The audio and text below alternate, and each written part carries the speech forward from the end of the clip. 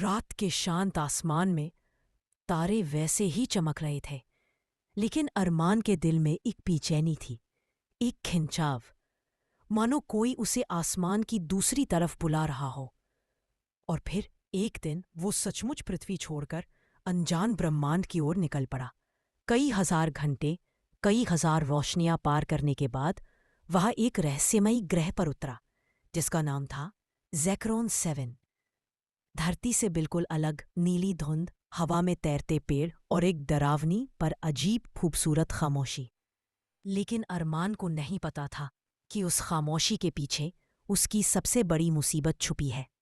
अचानक जमीन कांपी और चारों तरफ काली त्वचा, लंबी आंखों वाले एलियन खड़े हो गए।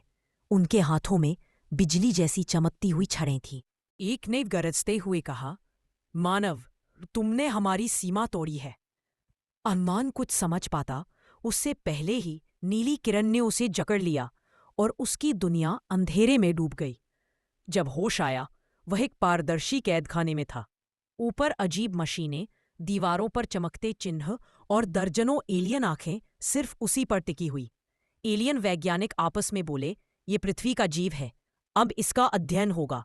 अरमान समझ गया, वह अब खोज करता नहीं, बल्कि कैदी बन चुका है।